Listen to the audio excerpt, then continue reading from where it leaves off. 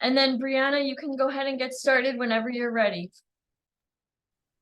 Awesome. Thank you, Olivia. Good morning, everyone. Really excited to be presenting this morning to you all. Grateful for the opportunity. My name is Brianna Dukes. I work for an organization called the Climate Solutions Accelerator. It is a climate action nonprofit that influences or encourages individuals and organizations to take climate action on a large scale, specifically in the 9-county Genesee Finger Lakes region. So that's what we're focused on, our region, and what how climate change impacts us and what we can do on a large scale, but like a small scale at the same time. So we're trying to not like take off big chunks of like what climate change has, how climate change has impacted our earth, but keeping it a little closer to home, right? And so I also, my position is residential energy advisor. And so that is a part of a grant funded program through NYSERDA, New York State Research and Energy Development Agency. And that's the program that I'm going to be talking about this morning. So I'm going to begin to share my screen and jump right into it.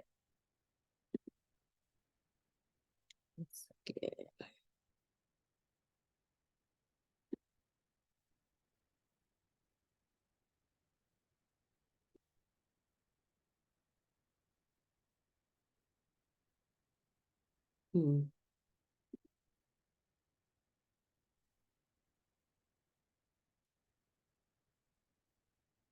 Having a couple of issues. Hold on.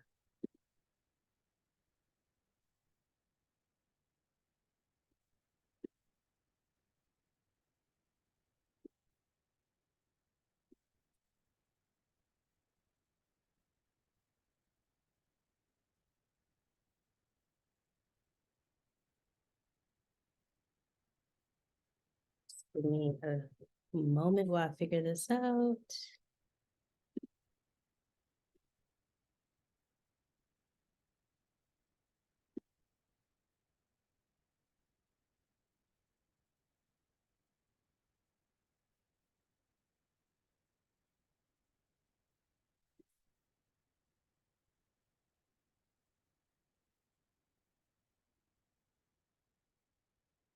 One second.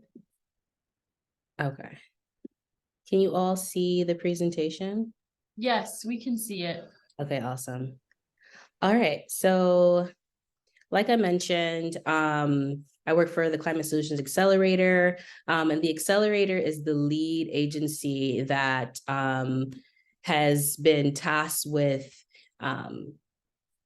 having the Heat Smart Finger Lakes program come to our region and work with residents to make their homes more energy efficient. So that's really what this is all about, energy efficiency, how our homes can be better for our health and safety, as well as efficiency in relation to our comfort as well as our pockets, really, because when our homes are more energy efficient, we also save money on our energy bills. So that's what we're going to be discussing today.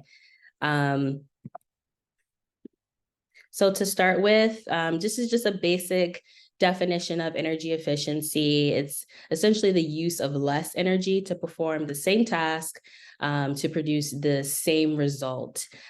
So energy efficient homes and buildings use less energy to heat, cool, and run appliances and electronics. And energy efficient manufacturing facilities use less energy to produce goods. So these are just a few examples that we will get into a little bit more in depth of some energy efficient technologies. So as you can see here, you have an air source heat pump. I'm going to show some videos and, like I said, get into it a little bit more deeply about like what that even is. So you have air source heat pump, ground source heat pump. These are essentially ways to heat and cool your home. So you might be familiar with the traditional natural gas burning furnace to heat your home, or a boiler to heat your hot water, or to heat your water. But these are electric technology. So you're not burning fossil fuels. It's all electric, so it's safer. It costs less to heat and cool your home. And again, essentially saving you money. This is another way to heat and cool the home. It's just, you probably have seen these. They're called mini splits. They're usually on the wall, like if the home doesn't have a duct system. So that's another example. Another example too is LED lights. So there are some light bulbs that just require less energy to do the same task. So those are like a small like recommendation too for you to like switch from, you know, those regular bulbs to more LED energy efficient light. And then this here is a heat pump water heater. So like I said, a traditional boiler is one that will run on natural gas. This one here is electric. And it just takes less, it might take a little bit more to get the heat or to get the water hot, but it essentially uses less energy. So that's that. And then I wanted to highlight, you know, why this is even important, like energy, making your home more energy efficient, doing building upgrades, like why is it important and what is it impact and who does it impact?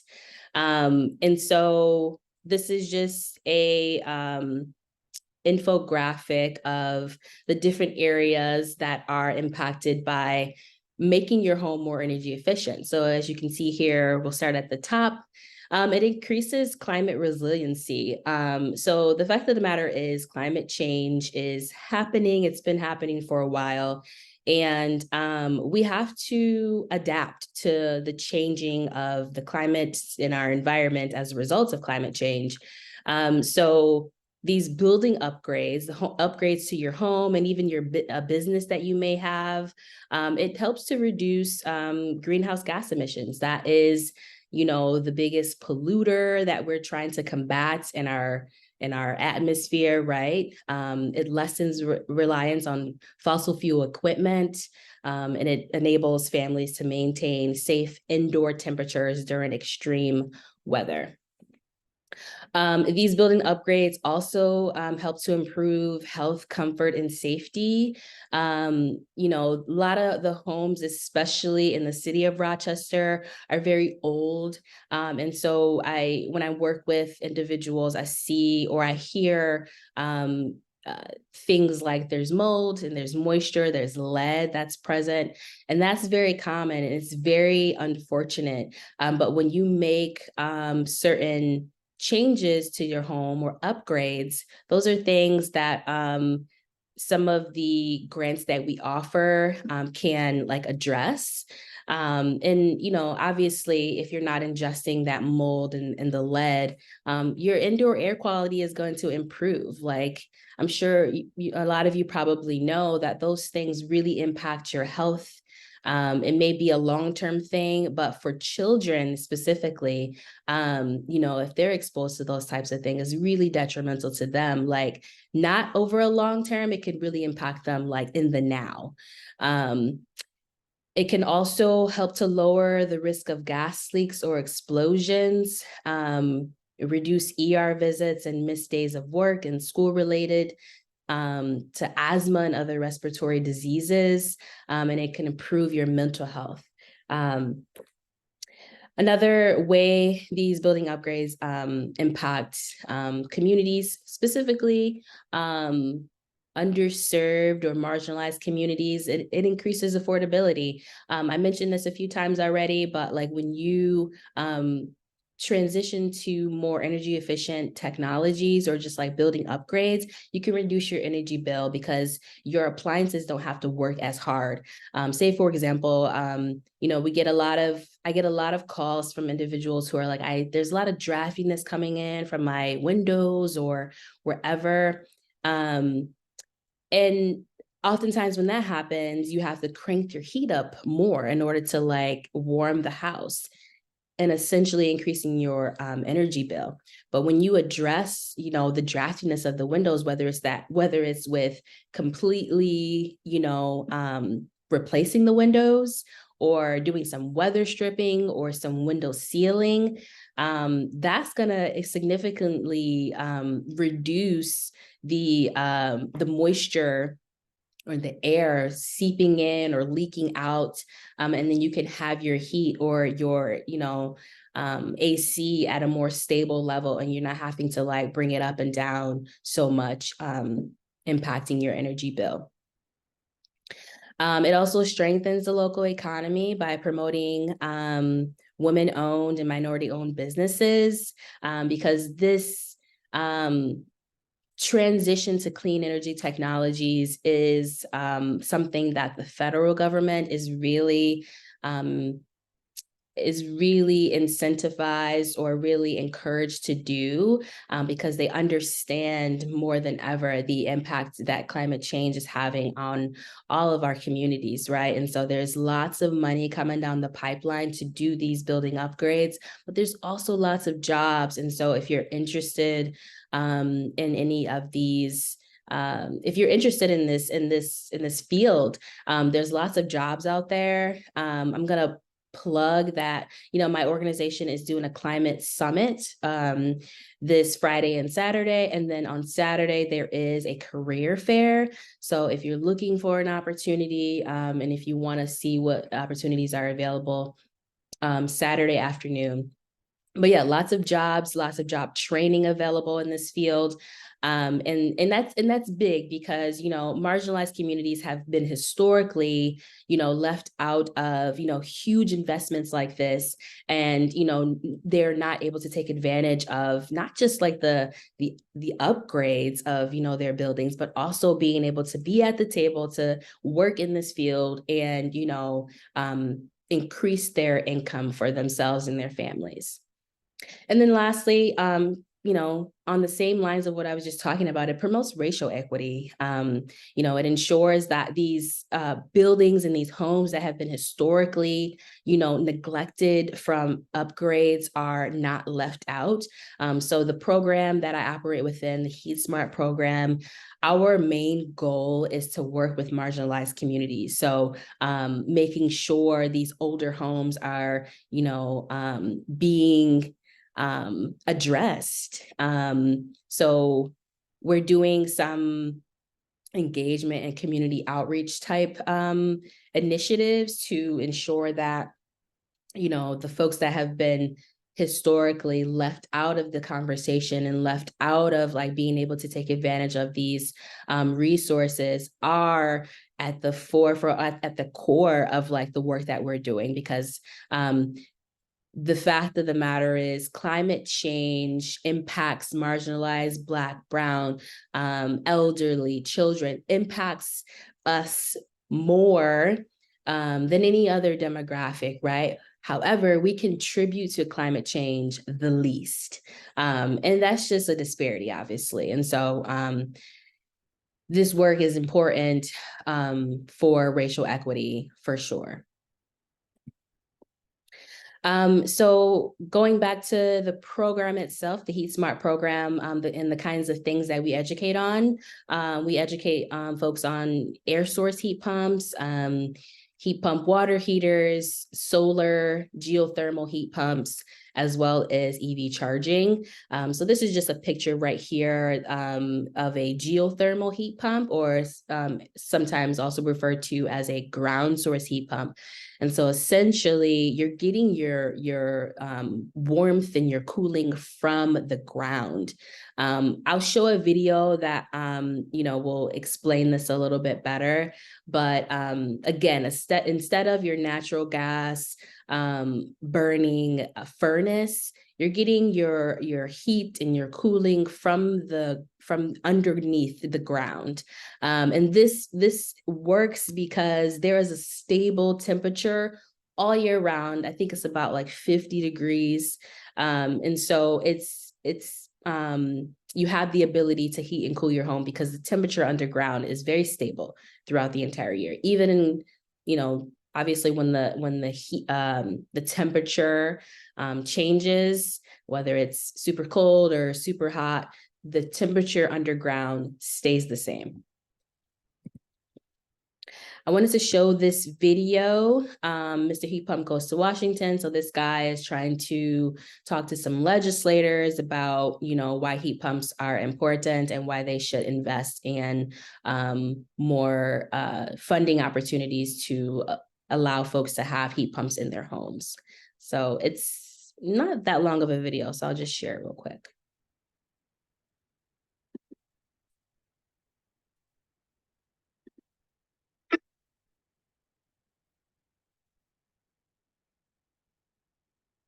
Brianna, we can't hear the sound on the video. I learned last week that when you share your screen, there's an option to share sound as well. Okay. When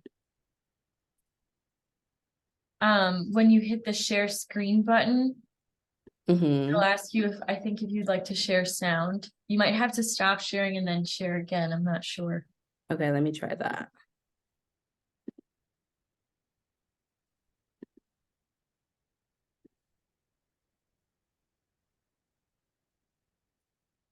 I'm here today because no one knows what a heat pump is. Perfect. I got to talk to the Senate, the White House, and people on the street to get the word out. Because I can run on electricity, get the fossil fuels out of your house, and cut your bills all at the same time. You know what I am? A big box. Yeah, that's your washing machine. You thought I was Or watching fan. You do cooling as well as I do. I'm a magic box, you know? Oh, we're about to go talk to some senators to get the word out. We're gonna go meet with Senator Heinrich. Senator, good to see you. Welcome to Washington, D.C. Thank you very much. Thank you for having me. How can heat pumps help with climate change? Because instead of burning a fossil fuel in your house to make heat, I run on pure electricity. So while I'm not as sexy as a solar panel, I'm just as important. Well, thank you for meeting with me. I'm a huge fan. You really are. I'm here with Mr. Heat Pump. If we install 5 million heat pumps in America, we save 200,000 barrels of oil a day. We'll reduce greenhouse gases. Hundreds of thousands of people will be working, and we'll also be saving people money in their homes. You're looking so good. We think that a state like Minnesota is perfect for this because we've got cold weather, that's right. So we need heat, but we want to find more cost efficient, better for the environment ways to provide heat. And you are it.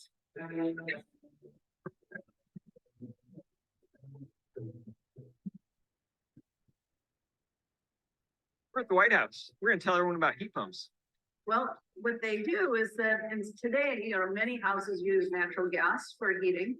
And that creates emissions of carbon dioxide into the atmosphere. And, we have to get rid of all of those by 2050. And the cool thing about a heat pump is it provides all the heat you need, but at the same time, it doesn't have any emissions, as long as we have clean electricity. But we're working on that too. I wish more people knew about heat pumps, right? Yeah, they last a long time. They're efficient. They don't cost a lot, so they work well. Yeah, I mean, you have to have a heat pump. You want your system to work properly, right? That's right. That's right. I like the fact that you don't need to use any kind of fossil fuel to run them. You can get some clean electricity. Yep. Yeah. As I wrap up my trip here in DC, it's clear momentum's building for heat pumps. When you talk to people about it, they get it. Saves money, it's good for the planet. The future's bright for heat pumps. But there's still a lot of work to do. We got to get out there and take it to the rest of the country. Do we get it?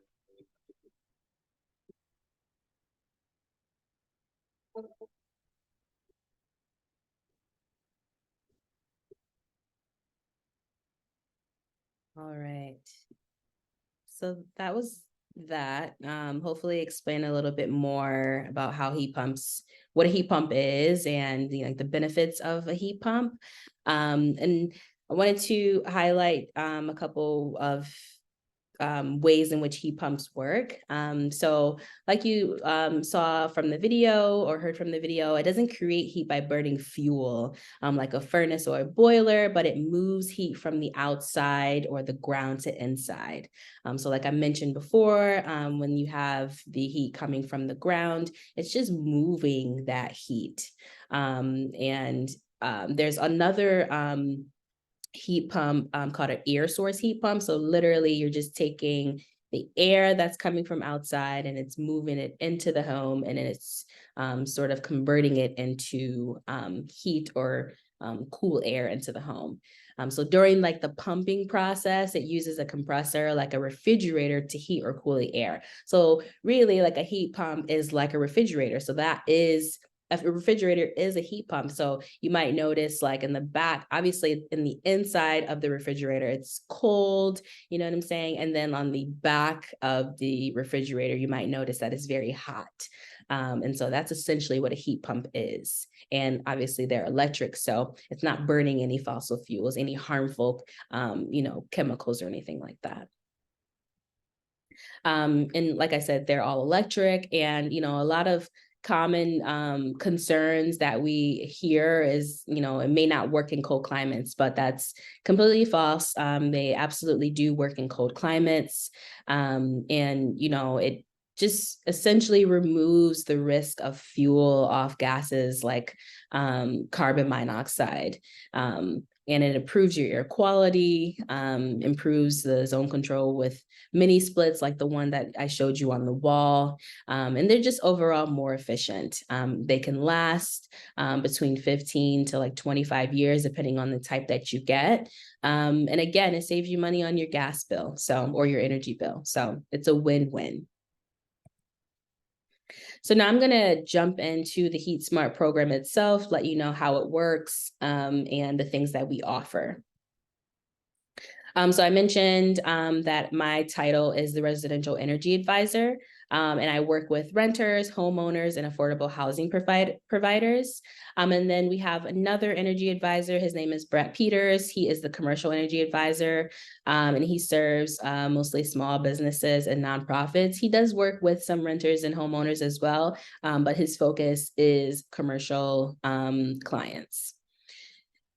And the services we offer, guidance on energy audits. I'll get into what an energy audit is in a bit.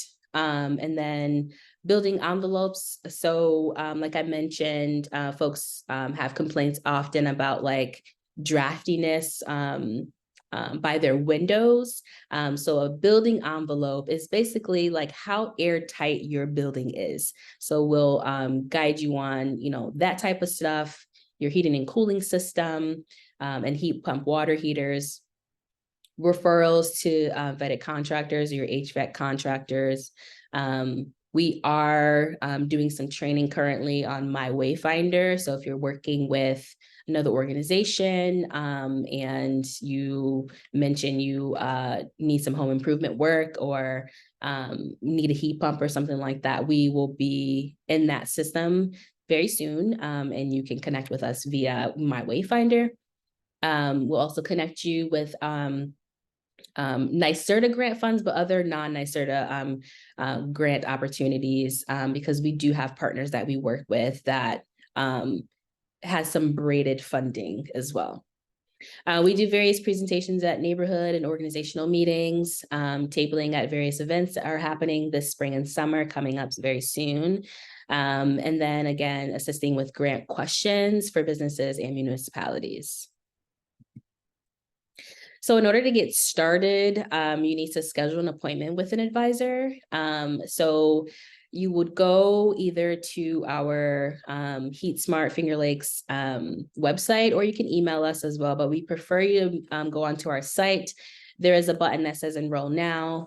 And essentially there's a calendar that will be pulled up. Well, before that, actually. So the enroll now is a form that we ask folks to fill out.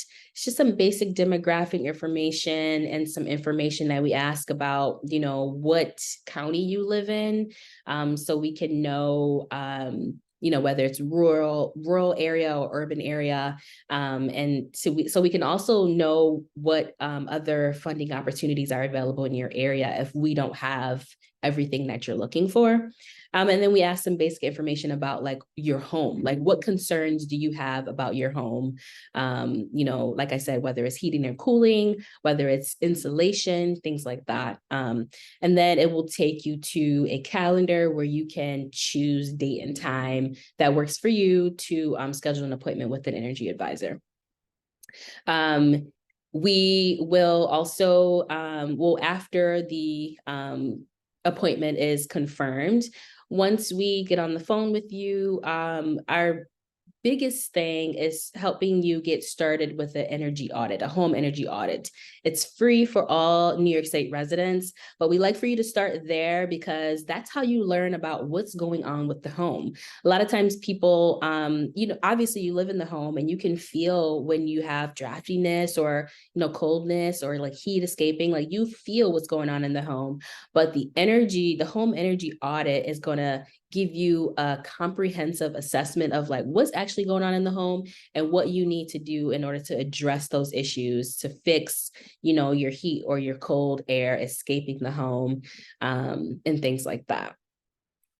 And then we'll help you review recommendations from that HVAC installer that does the audit, because after they do the audit, they'll provide you with a scope of work of all of the things that you might want to consider to make your home more energy efficient.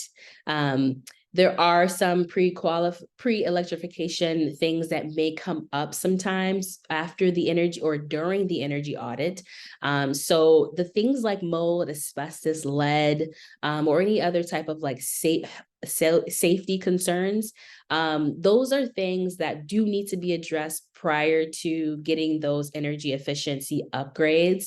And unfortunately, our grants don't cover those types of things. However, like I said, we work with a lot of partners in Rochester, and so they have money to address those things, or to pay for those things. And so even if you have those things present in the home, it's good to know because we can work with you to figure out who has the money to address that essentially.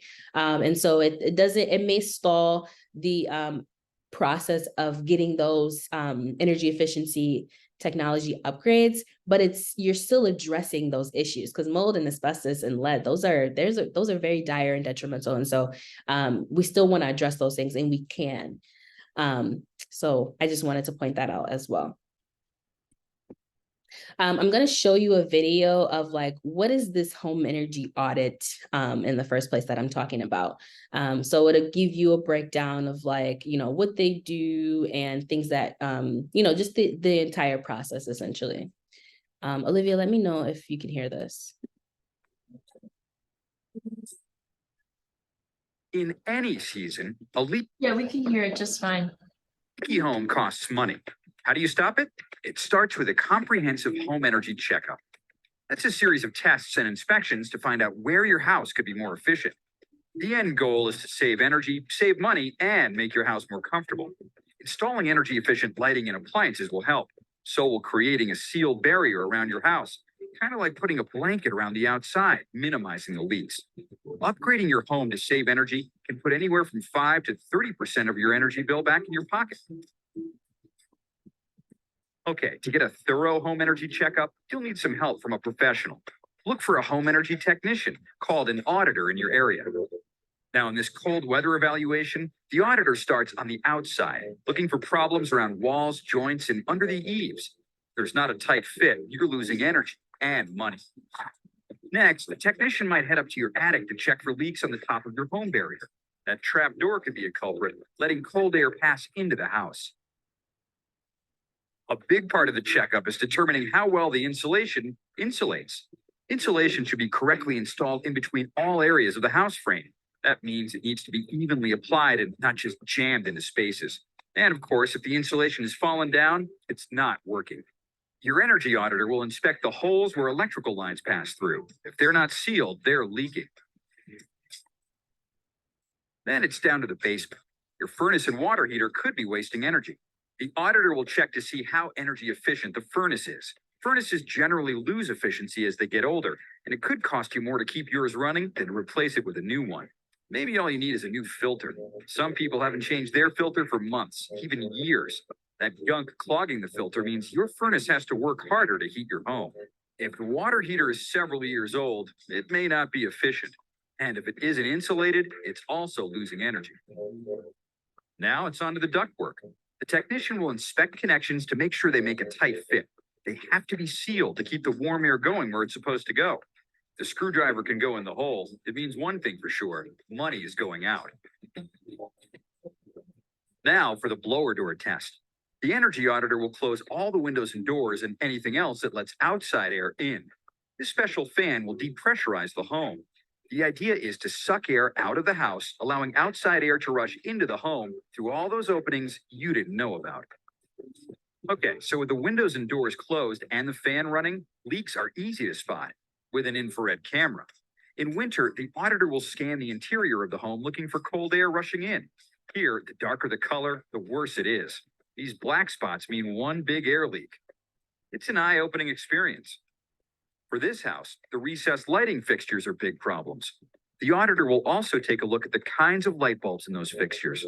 If they're incandescents, they're using a lot of energy.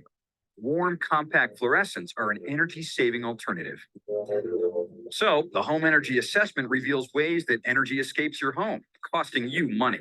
The good news is, you'll have a comprehensive home energy report showing which efficiency upgrades are right for you and where to stop those pesky leaks.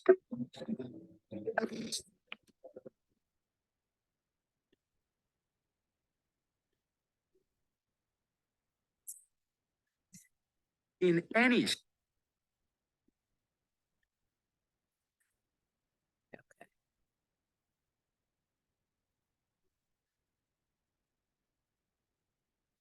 All right, so I wanted to just emphasize once again that the home energy audit is something that is free. So it doesn't cost anything at all. And when we schedule an appointment to discuss just the program in general, or like just your questions about your home, we will help you schedule an appointment with an energy audit HVAC company. So we have some vetted contractors that we work with, and so you won't be on your own trying to set this up. So we will help you with this step in the process. So I'm gonna transition to talking about a few of our grants and the types of work that they will cover. So this is a overview of a few of the grants that we have. So Empower New York, Assisted Home Performance, and New York Comfort Home. These first two here are specifically catered to low to moderate income individuals. And the total amount is $10,000 for this one here, $5,000. And then the New York Comfort Home, this is for folks that have their income is a little bit higher and they may have to pay for the upgrades out of pocket. So the packages are tiered. They can get up to $2,500 to cover or $4,000 to cover some of the energy efficiency upgrades. And as you can see here, based on the grant, it covers different things. The more popular type of upgrade is attic insulation and draft ceiling, wall insulation, the heat pumps. But as you can see also, they don't really cover things like replacing windows. If you have a broken window, we can definitely get that addressed. But if it's just a drafty window, unfortunately, these grants don't really cover replacing windows unless you're at market value and you're going through the New York Comfort Home program. You will have to figure out another partner that has funding for windows specifically. So the first program that I mentioned, Empower New York, provides no-cost energy efficient solutions to income eligible New Yorkers. So you do have to income qualify. And that is something when we have the appointment with the energy advisor, that's something that we'll go over to figure out like if you qualify based on your income. And like I said, you can get up to $10,000 for things like insulation, air sealing, heating and cooling, appliances, LED lighting. And this also right now shares an application with this program, Assistant Home Performance with Energy Star. So you can apply for both programs using just one application. And NYSERDA, who will do the assessment of the application, they'll determine which one you qualify for. Going back just a moment, there's also outside of being income qualified, NYSERDA has created this like census map to qualify individuals based on where their home is located. It's called geo-eligibility. Essentially what that means is, they've taken some census data to put together some neighborhoods within the city of Rochester specifically that have been historically, just neglected. And if you live in a certain area within the city of Rochester, you automatically qualify for the program and you don't have to share income documentation. And so this is also something when you have an appointment with an energy advisor that we'll try to see if you qualify for. So there is this map. I'm going to quickly go to the Empower Geo-Eligibility tool. So essentially we'll put your address into this thing here, and it will tell you whether you live in an area that's geo-eligible or not. So yeah, I wish I had an address that I can like show you right now. But anyway, just wanted to quickly show you that this is the tool that we use. We'll put your address in and it will tell us whether you're geo-eligible. And if not, that's fine too. If you qualify based off of your income, that works as well. You'll just have to provide some income documentation to back that up. Assistant Home Performance with Energy Star, this program, the income eligibility is a little bit higher. So like the income threshold is a little bit higher. And so essentially making the grant amount a little bit less. You can get up to $5,000 per project for a single family home, but you can still potentially get up to $10,000 for a 2 to 4 family home. And again, this shares an application with the Empower program. And so it's just killing 2 birds with 1 stone when you apply, and it will let you know which one you qualify for. And then the New York Comfort Home program that I mentioned, this is available to any income level. So if you make a lot of money, then this is a program that you'll probably apply for. You still get the free home energy audit. And like I said, it's a tiered program, so you can get between $1,000 and $4,000. And with this program, you can use the grant funds to go toward windows. I'm not really sure why they do it that way, but that's the situation. I also wanted to highlight a few like emergency services, because back to my point about like the pre-electrification, like concerns that might come up, like mold, asbestos, lead, or any other health and safety things that might come up. I also, so for example, like I was working with someone whose furnace like was not working at all. So she had no heat or hot water in her home. And unfortunately, our grants will not allow for us to, you won't be able to, like if your furnace or your boiler went on the fritz like completely, we can't use the grant to get you a new one. It has to be in working condition. It's really, really silly. But that's why we've tried to figure out like in those types of situations, who can we reach out to in order to have, this addressed immediately? And so Pathstone is one of them. I know they have various grants for emergency situations like that. HEAP is another program that has like a furnace, like you can get your furnace fixed or you can get your furnace replaced. And I recently learned about the Monroe County Office for the Aging.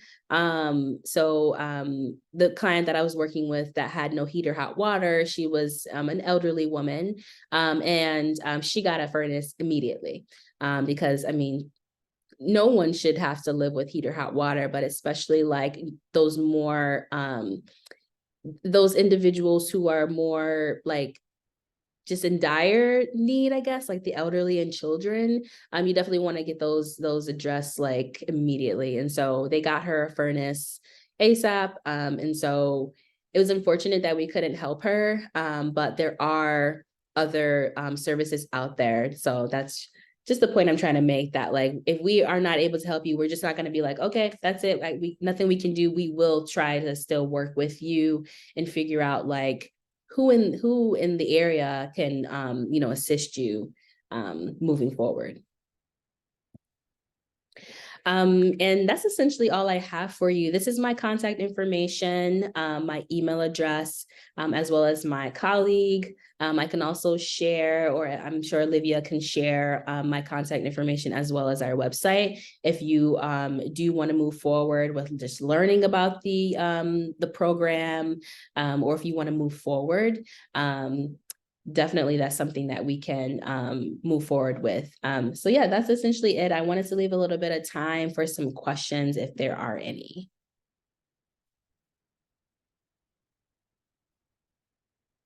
Any questions for Brianna this morning?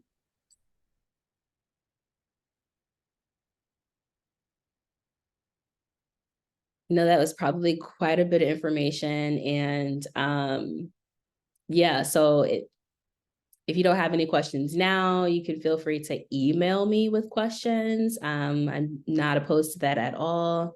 Oh yeah, go ahead.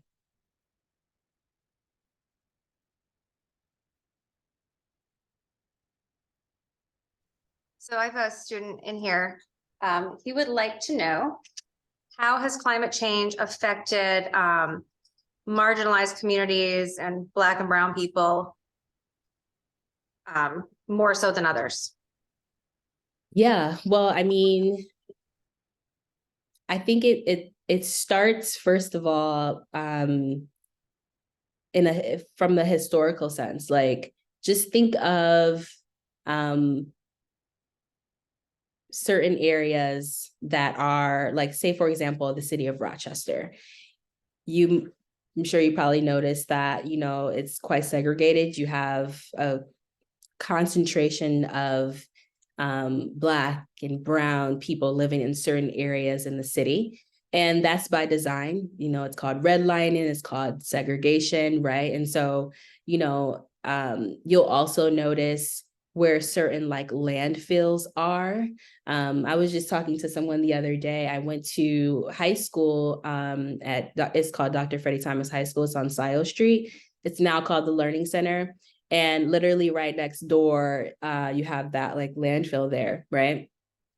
So if you just look at the landscape of like where marginalized people live and the types of things that are around them, like manufacturing companies or landfills, your outdoor air quality is compromised because of the types of chemicals that are being emitted from these organizations. And then essentially that's what you're ingesting. And so historically, marginalized communities are in areas that are not well in terms of the outdoor air quality. And then, like I mentioned earlier in the presentation, a lot of the homes that are in these marginalized communities are very old and just they've been neglected. And so a lot of old homes don't have ample insulation. They have really old chipped paint, and a lot of that old chipped paint has lead in it. There's moisture and mold and asbestos present. And that impacts your respiratory system and creates respiratory diseases. And so those are just a few examples of how marginalized communities are more impacted by climate change. And like I said, you're not contributing to it at the largest scale. I do see a question here that I want to address that I meant to address in the presentation. So like I said, we work with homeowners and renters, so you don't have to own your home. The caveat is you need to have permission from your landlord in order to participate in this program. I know that is a huge barrier for a lot of people, especially because there are a lot of landlords that may not even live in the area, or the landlord may not be interested in taking part in this program. However, we do offer our time to connect with the landlord to try to encourage them to take advantage of this program, because it's free money. And they can get upgrades to their homes, right? And one of our subcontractors, Connected Communities, has put together a meeting with a few landlords in the Beechwood, Emma area. And so if I don't know the work or the connection that Oasis may have with landlords. Sorry, guys. I don't know what happened to our Zoom meeting, but we're back. I'm not sure if everyone heard my response to the question. I think it was fine. Okay.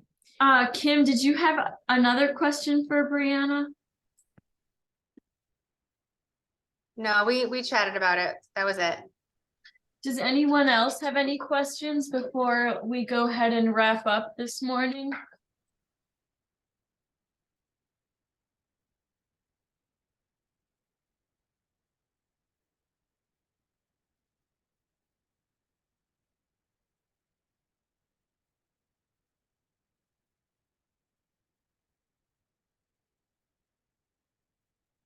Thank you. All right, if there are no other questions, thank you so much for joining us, Brianna, and for showing us videos and being here today. Of course, yeah, it's my pleasure. You have my information, so please share it far and wide. And I'm hoping that we can stay connected and work with some of your folks. I will, and I'll be sure to share the resources that you mentioned as well. Awesome, sounds good. Thank you so much, everyone, for your time and attention. Thank you, everyone. Have a great day. Bye-bye.